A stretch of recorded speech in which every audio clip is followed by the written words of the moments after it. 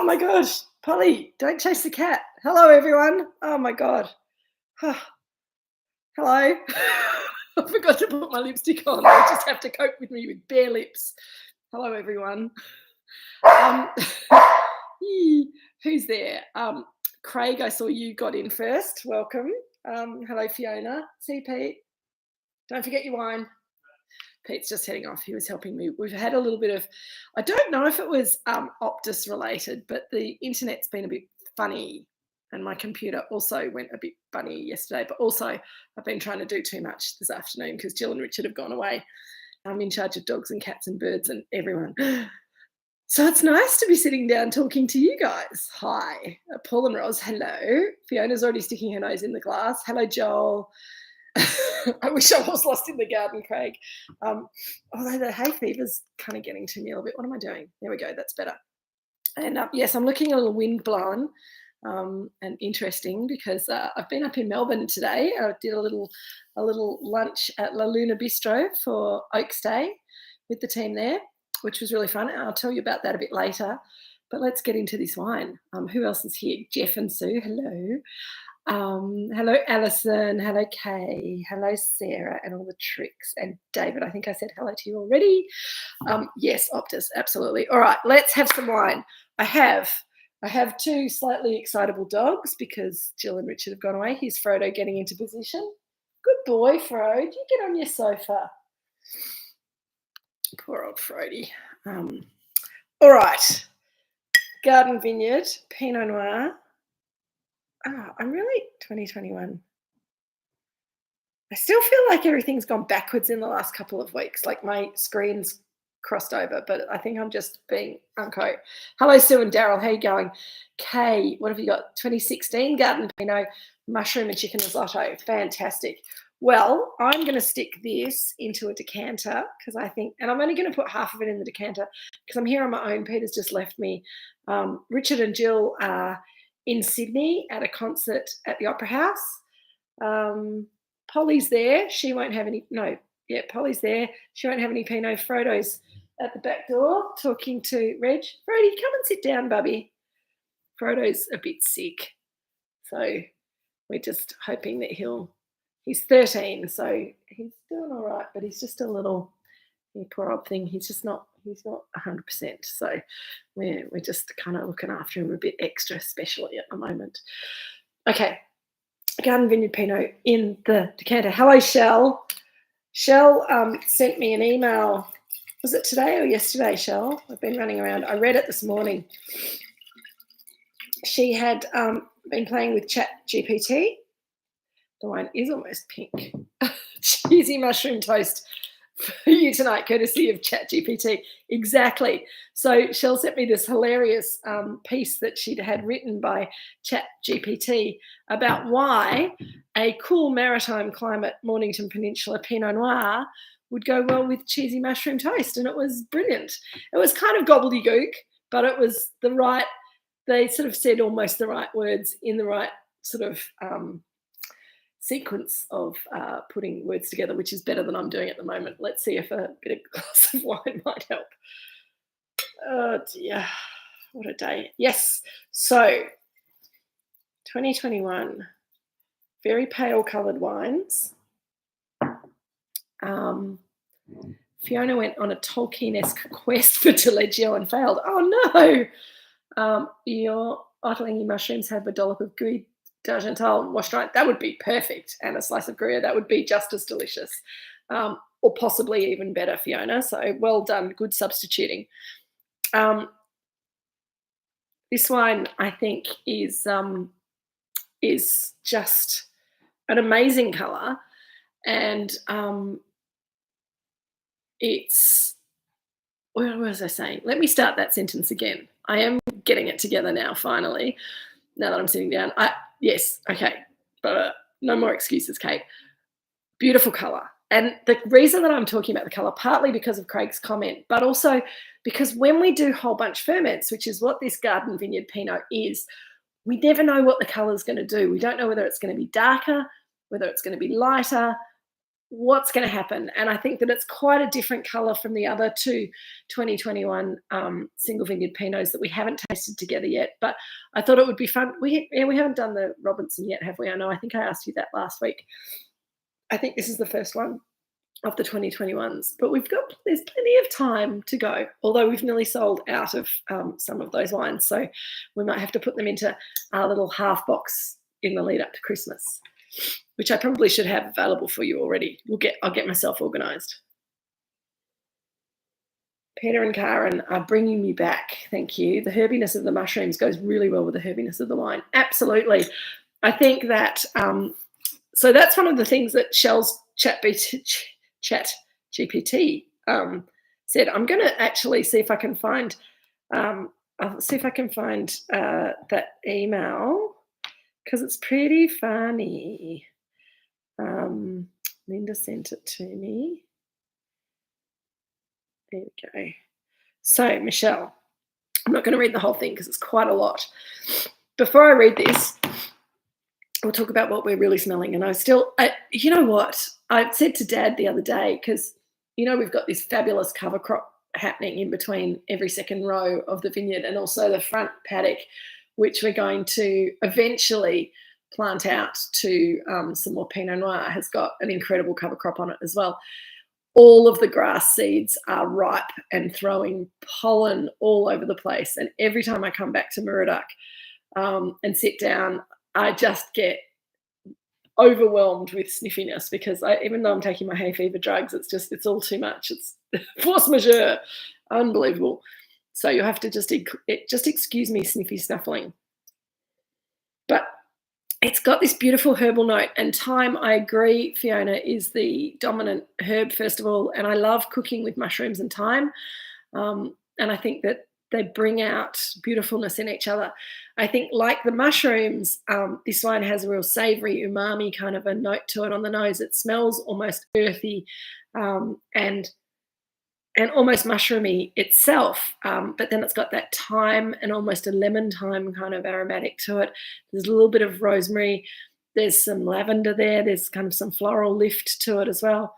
It's really intriguing, and I think just chucking it into a decanter first just helps it to start to open up and evolve. But it's a wine that you want mostly to open up and evolve in the glass. That was a lovely gesture, wasn't it? There was a little vinegar flying by that I didn't want to get into my wine, so just wafting it away. I haven't put it in my mouth yet, Craig, but I know that the tannins are really fascinating in this wine. And I think we've done, I wish I had some mushrooms now. We've done previous vintage Garden Vineyard wines before. I think I've got a cockatoo scratching on the window. It's really hard to do drinks with Kate with no assistance. And Jill and Richard will be busy having their dinner now. They won't even be watching, so they won't know. So it's all right for me to complain about it. The tannins here, I think, are really lovely. I think that also the texture of the wine, because 2021 was quite a cool vintage and quite thin-skinned, we got really pale colours, which is why it's such an unusual colour. But it seems we were a bit concerned that maybe the stalks might not be quite ripe enough, but it seems that the stalks were pretty ripe, because we're getting some lovely herbal notes and some earthy notes from the stalks, but it's not particularly, it doesn't have that strong capsicum character that we sometimes get in the Garden Vineyard in cooler years, I don't think. Please feel free to disagree with me, because I do have a little bit of a cellar palate for this wine. But I think it's not so sort of capsicum-y green character, but more sort of brown leaves and woody kind of barky kind of stick kind of smells. There's anise of tarragon would be great with the Pinot, Fiona. That sounds lovely. Leftover wash dried on a biscuit, garnish it with the leftover tarragon on top. How fantastic. Polly has gone mad. Sorry, everyone. Polly, can you stop, please? Go and eat your dinner. Go on. We'll. Oh, Pete's still here. He might be able to tempt her away. Go on. Go and eat your dinner. Go on. Go talk to Peter. No? Okay, just be quiet then. Shh. You can come and talk to people over here. It's very much a wine that needs food. It's very much, and I think that that salty, creamy gooiness of washed rind cheese, whether it's Taleggio or other types of washed rind cheese, is really awesome. Oh, Joel, yeah, Polly tends to set all the dogs on Drinks with Kate off when she goes silly. It's a talent she has. Sorry about that.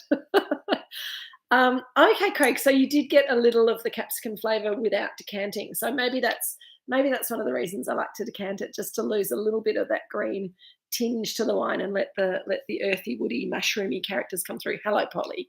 Yes, you can calm down now. Without food, it's still got some really intriguing aromatics and flavours, but I think it's a wine that really comes into its own when you match it to food. If you match it with, now this is where this Chat GPT, Pete, if you wanted to take half a bottle of that with you, you're happy with the other one? You got your other one? Okay, cool. What have I got? So, Shell, I hope you don't mind me reading your Chat GPT out on oh, good girl, Polly. You just lie down there. Good girl. But she asked Chat GPT, if you're a sommelier who's an expert on wine and food pairing, why an Australian maritime Pinot Noir would pair with this dish? And Chat GPT says, a cool climate Australian maritime Pinot Noir is an excellent choice to pair with the cheesy mushroom toast dish. So well done me. Thank you, Chat GPT. But it talks about red cherry flavours and raspberry and cranberry and the earthy and umami flavours of the sautéed mushroom. The thing that Chat GPT didn't know, Shell, is that this wine is whole bunch fermented. So that adds in that savouriness, that slight herbal note, that greenness. And there's also, in this wine particularly, Maples, you're on your lap watching my dog on Dogs with Kate. Excellent. Hang on. Well, Polly's just doing something unspeakable, so we won't look at her. Dogs with Kate. Exactly. It's the whole bunch brings in, as I said, the herbal kind of woody notes, but also a really lovely lifted note that reminds me very much of Campari, which is pretty awesome. Alison, use your Corrigan showerhead. No capsicum here. Delicious. Your favourite of the Pinots consistently. Yeah, you've always been a bit of a fan of the Garden Vineyard, and I think it's really interesting as we taste. This is one of the awesome things about doing this on a regular basis, is that we do get to taste these wines, and when vineyard flavours come up in different vintages, then you get to compare and contrast what it is that you like about the wine and what it is that maybe challenges you about the wine, because this wine can be quite challenging for a lot of people. But I think the savouriness and that Campari spice, Campari kind of Campari spice kind of character to it. And if you don't know, because I know there are people out there in the world who don't drink Campari, but it's got a lot of bitter herbs in it, and then it's got a sweetness to it and a lift, and it's almost orangey but not quite. And I think that's what we get from this wine. It's almost an orange peel character, but a bit more. Well, Campari's got cochineal in it, which is squash beetles, which gives it a little bit of bitterness that contrasts with the sweetness of the liqueur. And I think this wine also has that lovely it doesn't have any squash beetles in it, perhaps a ladybird or two during vintage, but it's a wine that has this balance between sweet and savoury, bitter and acid, and it just kind of teeters on the edge of all of those things and finds its balance, sometimes precariously, sometimes really easily. And I think that's the thing that is challenging and also lovely about the Garden Vineyard wines. Lady Beetle. Great. Just a little bit of ladybug in your wine is delicious. Joel, good question. Joel is asking, is it called garden because of the herb and vegetable flavours? And it's not actually, but that's a nice synergy with the wine. It's actually called the Garden Vineyard because Sue and Daryl McFall, who own it now, are the caretakers of both a vineyard and a garden on the property. And the garden is a formal English-style garden that was built by our friend Di Johnson, who said to her husband Doug when they were talking about what they wanted to do in their retirement, she said, well, and he wanted to plant some vines, and she said, well, you can have a vineyard if I can have a formal English-style garden. So the Garden Vineyard is half garden, half vineyard, so it's very appropriate that it be called the Garden Vineyard, and it's a beautiful place to wander through. It's a very private place because Sue and Daryl don't tend to open to the public very often, but I'm sure if we gave them enough notice and were very polite and asked very politely, we might be able to next year organise one of our Drinks with Kate live visits at the Garden Vineyard. Yes? Garden party at the Garden Vineyard. What do you reckon, Sue, Daryl? They've gone very quiet, weirdly. We'll talk about it in private. Don't worry, you don't have to commit now. It's going well with the fried camembert and jam. How fantastic, Craig. What sort of jam have you got? Yes, that's what I want to know too, Fiona. Alison, I was in a remote beach pub in Queensland and asked for a Campari and was told she'd worked behind a bar for 10 years and never heard of it. My friends just laughed at me for asking. Yeah, exactly. Pretty funny. Ham jam. Craig, what is ham jam? Come on. You need to tell us what's in it. Yeah, yes. Sorry, Sue and Daryl. I'll get there. I'm just realising that I'm missing some things. Jeff and Sue are saying it sits well with Manchego, but not so with smoked cheddar. No, this wine is particularly terrible with smoked food. There's something about that smoky flavour in food that really doesn't work with this.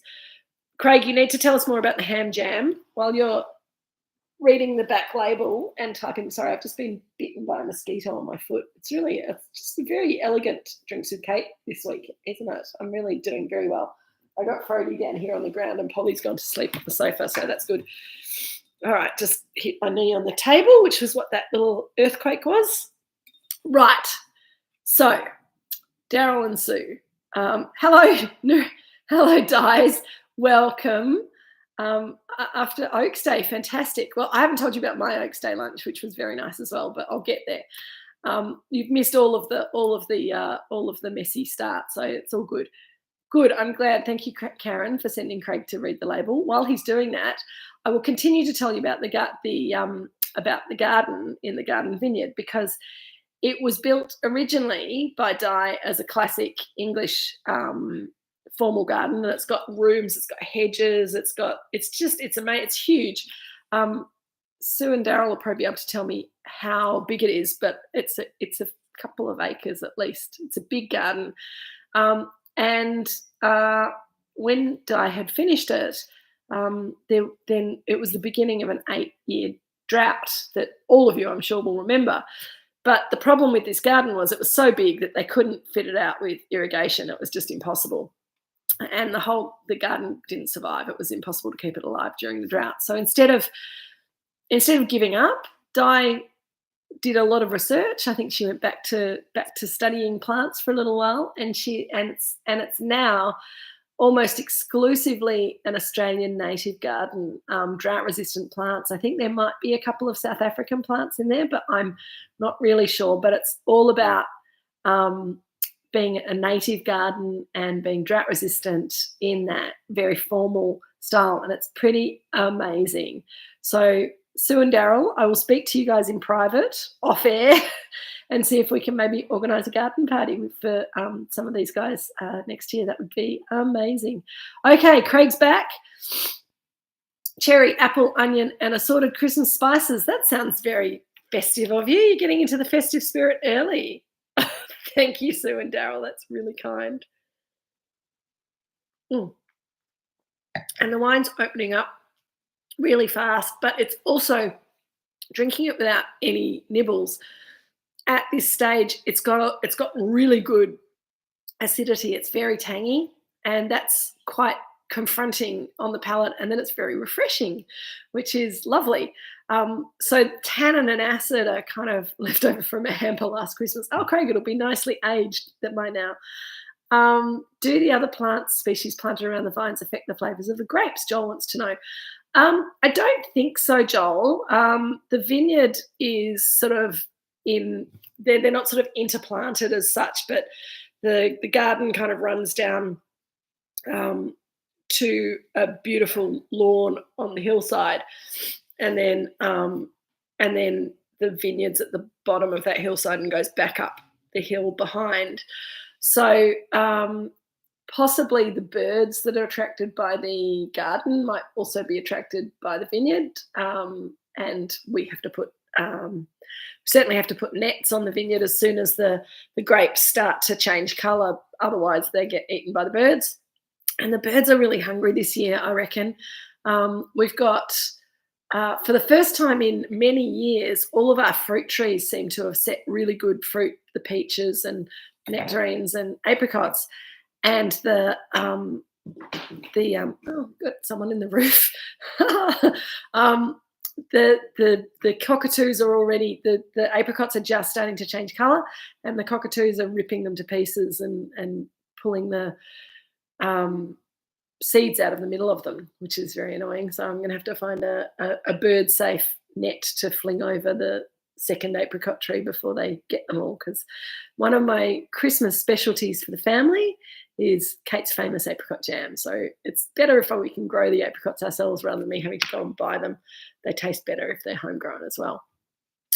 Craig, there is quite a bee population in all of the vineyards that we run because we work really hard on our cover crop.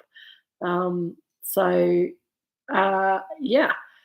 And my brother-in-law tried keeping bees here at Moorooduc, but they got sick. I'm not sure whether that's just not the right place for them to be, or whether he maybe didn't check them enough. I'm not sure.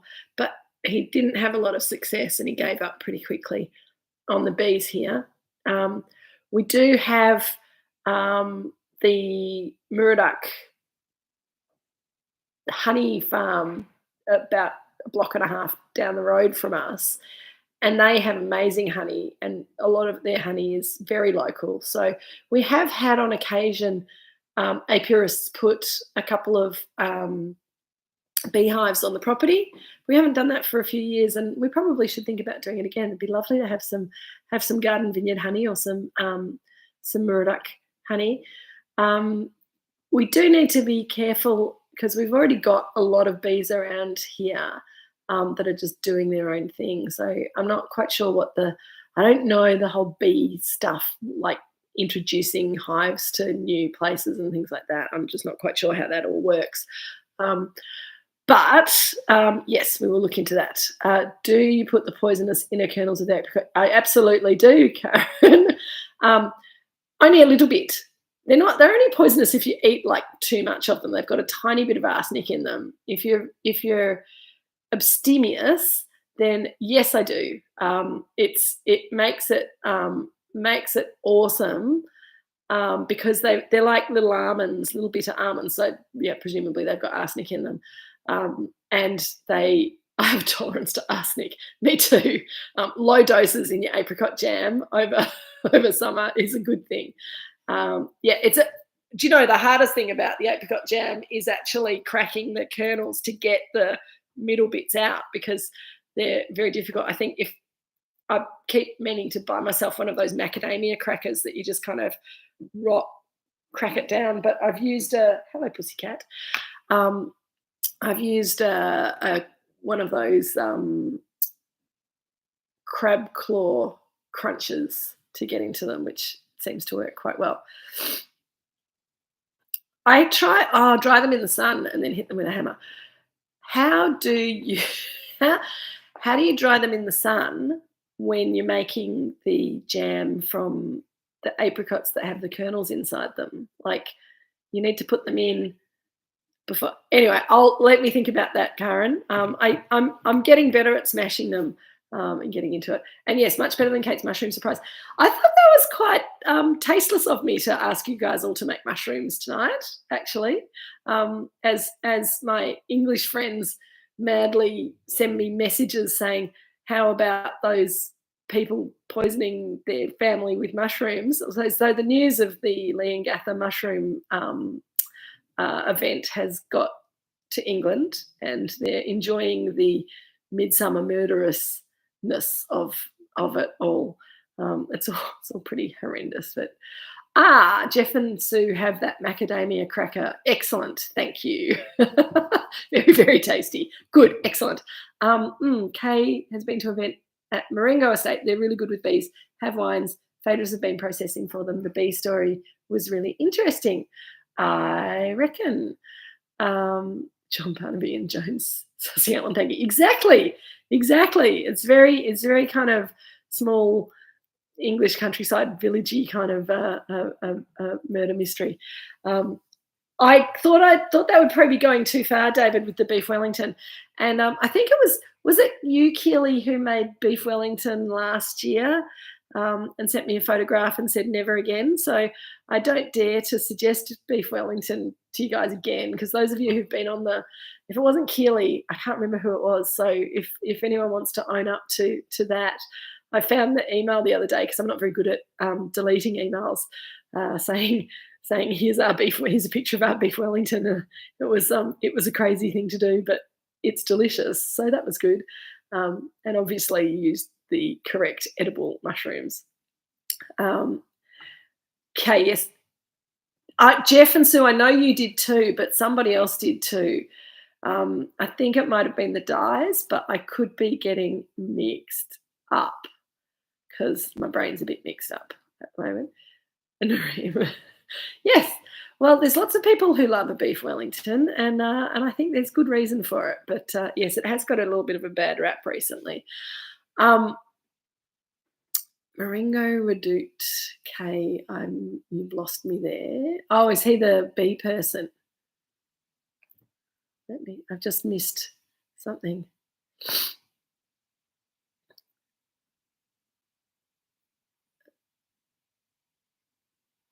Anyway, yes, fillet steak, make the mushroom sauce, be done with it. It does avoid the pastry horror. Moorooduc Redoubt is the estate. I've never heard of them. Are they near Phaedrus, I presume, seeing as how Phaedrus has been helping out? This wine has gone really savoury. Private property. Oh, okay, cool. Gotcha. This wine's gone really savoury. It's really earthy and like the sort of, it smells like the outside of a piece of roast beef, you know, that caramelized, salty meat that's had, if you're lucky, some herbs and some garlic and stuff rubbed on it before it's been roasted. And it's just delicious. And the Campari citrus thing's coming through now as well, which is very weird. All the capsicum's gone, and it is very rainforesty, very kind of rotting undergrowth and wet soil and all sorts of beautiful, beautiful savoury smells. So this is the thing about the Garden Vineyard Pinot. Usually it takes this wine, I would say, sort of 4 to 6 years to throw off its youthful elbowiness and developing. I had some meat today, actually, Fiona. I'm semi-vegetarian. Don't worry, I haven't gone completely to the dark side. The Garden Vineyard usually needs sort of 4 to 6 years to shed that kind of really kind of green herbal note and lose its elbowiness and be ready to sort of mellow out. Whereas the 2021 I really love because it just takes half an hour or so for it to just kind of let go of those really kind of youthful whole bunch characters and evolve into this lovely savoury, umami kind of beautiful structured wine. And all the tannins are still there and the acid's there that gets your mouth all watering. very much a hungry, thirsty kind of a wine. I've got every time I take a sip, it gets my taste buds twinging, and my salivary glands kind of get all overstimulated, and makes me want some mushrooms, cheesy mushrooms. Chicken's vegetarian. Yes, thanks, Nareem. Okay, I'll come back to that question, Sue and Jeff. Kay is talking to us about the 2016. Wonderful. It's mature and very mellow. The nose fades and a little soil, then a swirl, and it's back to life. Lovely with the mushrooms on it. I'm sure it will be gorgeous. And that's when I usually like to drink these wines with that sort of maturity on them. But I think the 2021 is just fantastic straight out of the gates, pretty much. So, Jeff and Sue, what I mean by semi-vegetarian, and yes, it's a very stupid, imprecise way of describing it, but I tend to eat a lot more vegetarian meals than I used to during the week when I'm cooking for myself. And when I eat meat, I want to make sure that I know where it's come from, and that it's had a good life and as easy a death as possible. I tend to only eat free-range chickens, and I try for them to be real free-range rather than Lilydale, which isn't real free-range. And yeah, it is a complicated way of explaining intricate preferences. No, I just want to be a little bit lighter with my footprint on the earth, and I think that eating less meat's a really easy way to do it. And it's much easier for me when I'm, say, at a conference or judging a wine show to say I'm vegetarian, because then I don't get cheapo crapo ham sandwiches that I know that the pigs have been in incredibly awful conditions before they've been turned into ham. I will eat a little bit of pig product if I know where the pork's come from, but not very much anymore. And I still eat seafood. So there you go. That's the full disclosure of Kate and her vegetarian journey. But I do like beans a lot more than I used to, and there's lots of good things you can do with beans. But I'm not gonna impose beans on you guys for Drinks with Kate. And you do get better meals on planes faster than everyone else. Asian vegetarian, exactly. Shell, if you choose the Asian vegetarian or the I think it's Indian vegetarian. Sometimes it is, and it's so good. Broccoli. Hello, John.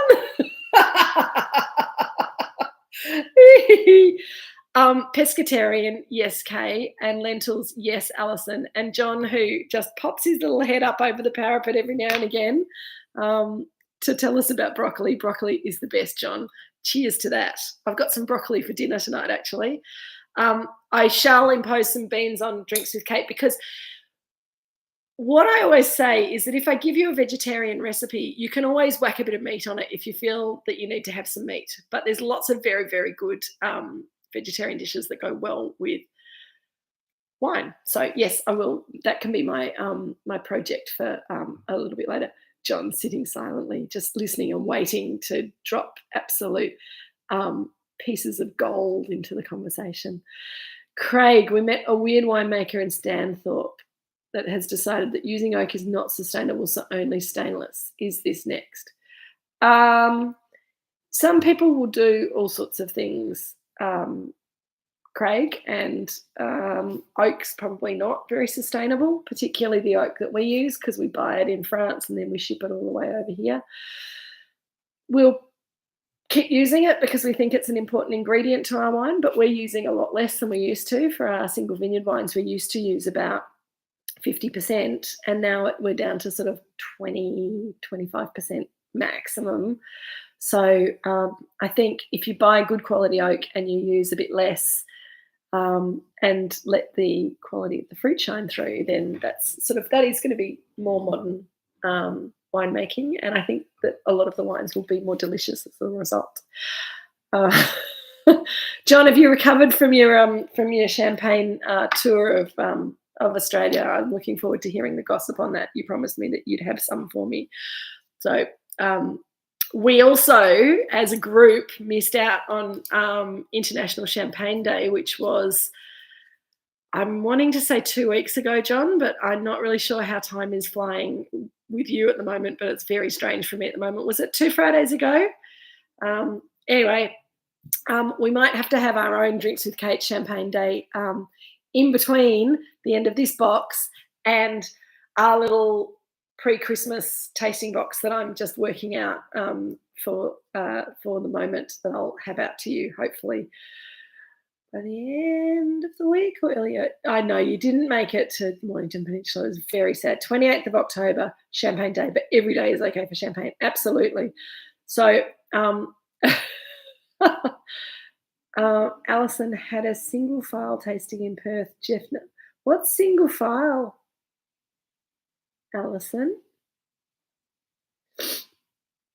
What's single file? Is that another wine brand, or I don't know them? Nareem's late open bottle is opening up beautifully. Great Southern WA winery. I'll keep an eye out for them. Fantastic. Fourth Friday of every year. Okay, cool. So that's where you were, Alison. Very cool. Yes, but we can drink champagne together. Not next week, but the following week, I reckon, would be a good idea. So we'll work on that.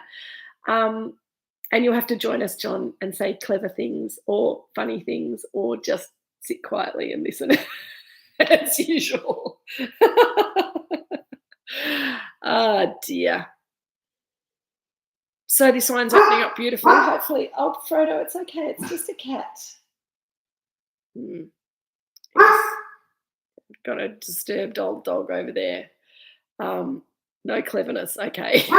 You don't have to be clever. None of us have to be clever at this time of Thursday night. So let me tell you about my day. Who's had a good day today? It's been a weird week for me. I've been running around like a headless chook this week. Yesterday I had a Viticultural Society lunch, which is it's a group. How do I put it? It's a group that's been was formed in Victoria about 100. I should know the history, being a member. About 100 years ago, I want to say, and for most of its existence, it's been a men's-only wine and food club that get together once a month for lunch or dinner to drink wines out of the cellar that the cellar masters put together over the years, and it was all very exclusive. Lots of and you have to be invited to join, and it's all wine industry kind of people and lots of aging winemakers and wine industry people. So and again, my timeline's not great today. I was trying to work it out earlier. It's somewhere between 10 and 15 years ago, I reckon. It feels like a long time ago. They started inviting women to join, and because I know a few people in the club and because my father was a member, I was invited to come to lunch, and then you have to go to 3, I think, and then you get formally invited if you pass muster. So long story short, I got invited. I'm a member now. And Dad and I have been terrible this year. We've not been to any functions. So yesterday was a lunch. They hold them at the RACV Club in Melbourne. And we went along, and it's always been Dad loves going to the lunches, but he hates having to wear a tie and jacket, and it's always been the dress regulations for the men in the club to wear a tie and jacket, and the women we had to wear this club silk scarf that they designed for us, which is one of the ugliest things I've ever seen in my life. Anyway. I'm not the only one of the women in the group that thought that it was ugly, and there was a bit of conversation about it. And they just, I know, Fiona, but it's all right because we turned up yesterday, and we'd been given the last year when was the last time that we were there. We were given a pin, and we went, oh, well, we better wear our pins as well. And I'm like, I'm not wearing the scarf. It's kind of this puce pink colour and really not a great colour for me at all. And so we turned up, and Dad's got his tie awkwardly tied around his neck, looking like he's about to be hanged from it.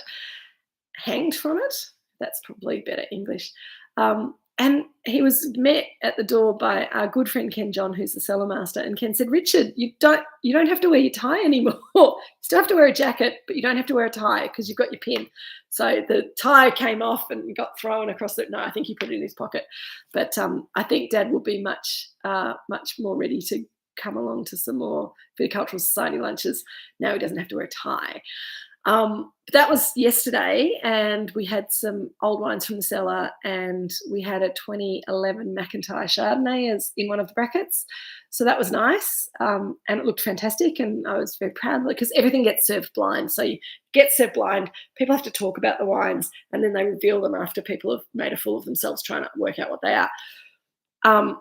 Does his jacket go on the chair immediately? Yes, Peter and Karen. Well, when the VRC now allows shorts for men, everything's gone completely crazy. And we were talking about that yesterday, and they said, I don't think that we'll be allowing men to wear shorts to our events anytime in the near future. So I think that's a step too far. So anyway, we had that lunch yesterday. So that was kind of the old men's lunch, which is, I love it because there's so much wisdom in the room, and they're lovely chaps, but they are all getting closer to the ends of their lives than the beginning of their lives, and it's very formal. I did recognise the 2011 Leone, which was very, very nice. Oh, Nareem, off to Movida and the RACV club in your VRC member suit. Fantastic. And tie. So you haven't gone the shorts today? I'm glad to hear that you're keeping up appearances, and we'd like a photograph, please, of you in your fabulous regalia, which will be wonderful.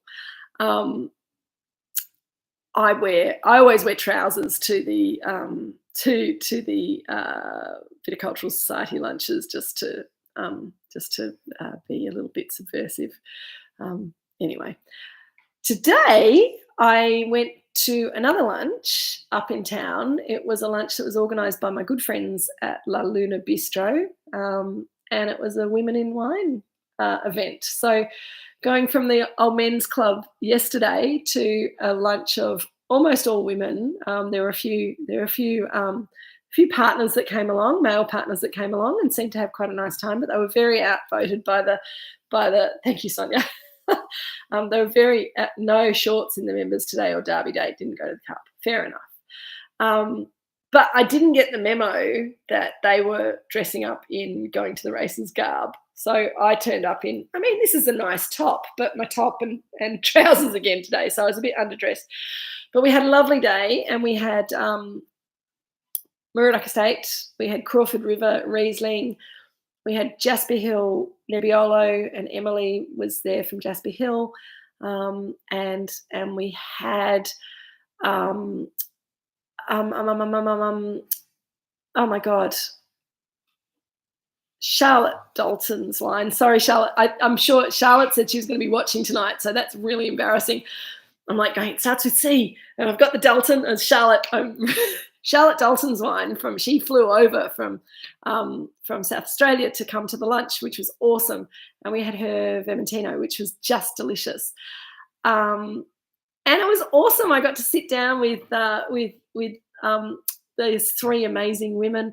Belinda from Crawford River. I don't think I gave her a name check yet, but it was just awesome women who make awesome wine, and a really lovely group of people. We all got to talk about what we're doing, and it was really super. Keely wants me to know her dress shoes are still on. No sneakers. Good work, Keely. The Jasper Hill Nebbiolo was unreal. And if we get a chance to do something like that again, I will let you guys know ahead of time so that you can book in, because it was really fun. Kate, at a ladies' Christmas party at the Lyceum Club. It's always lovely afternoon. Can't join but love being invited. A sense of occasion. I can ditch the mockies for once. Yeah, I think getting dressed up every now and again is really nice. But I like to be a little bit subversive sometimes. I would have worn the tie at the Viticultural Society more than I would have worn the scarf. And anyway, that's just me.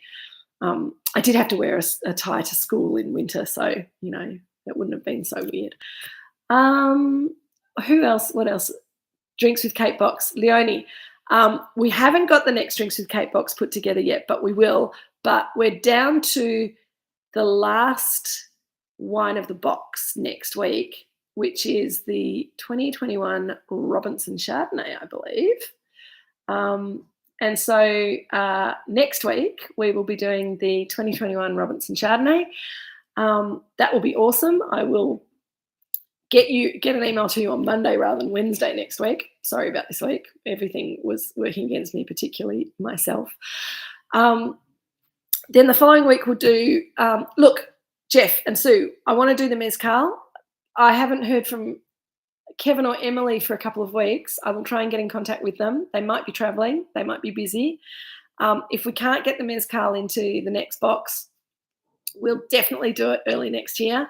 But Kevin's working on doing some half bottles so that people who are not sure about mezcal don't have to buy a whole bottle. Although it doesn't seem to take very long. It's actually, Shell, I can tell you right now, that was Sue, Jeff's wife, about the mezcal, and she's obsessed. So, aren't you, Sue? Good memory, absolutely. But we will do it, but we'll do it properly, and we'll make a few different, we'll have a bit of a play with a few different ways of drinking mezcal, which would be super fun. As I say, if we don't get that done before Christmas, we'll definitely get it done early in the new year. We will be having a little break in January, as we have done in previous years. I haven't decided how long yet, but it won't be that long. But I just figure you guys will go on your summer holidays and probably have better things to do than sit around in your living rooms drinking with Kate on a Thursday night in January. But yes, so I'll do some work on the mezcal. I will get a little, I think after next week, we've got 4 or 5 weeks until Christmas. So that means we've got a week for champagne, and then we can do a little 3-pack, and then we could do like a little Christmas, either mezcal event or something Christmassy. So we'll work it out. We'll get there. Kevin and Emily, if you're watching, I need to talk to you about mezcal. Everybody else, it's not exactly work. Thanks, guys. Drinking with Kate, more than drinks with Kate. It's a bit naughty sounding, absolutely. Pedro Ximenez and mince pies would be rather delicious, actually, Fiona. I think that would be quite good. Sonia, you'll be surprised that sometimes it's a little bit of work for me, but I love it even so. Oh yes, and Craig is reminding us as well. Chablis and oysters in Melbourne on the 9th of December. So if anyone would like to join us, can you get in contact with me? Email me on kate@moorooducestate.com.au, and I'll let Craig know. He's made a booking. At the moment, it's Craig and the gang. Who's coming, Craig? You, Karen Digby, I think, and Kay and me. And so, yes, if anyone else would like to join us, let us know. No pressure there, but it'll be fun. It's at a place called Pearl in Burke Street in Melbourne, but we're booking a table, so don't just turn up. You can just turn up, but you can't sit at our table if you do. All right, gang, it's lovely to see you. Sorry I was a bit shambolic to start. Been shambolic all week, to be perfectly honest, but, you know, that's why you love me, isn't it? Love you all. Take care. Enjoy the rest of your Pinot and mushrooms, and I will see you next week with Chardonnay. Thank you.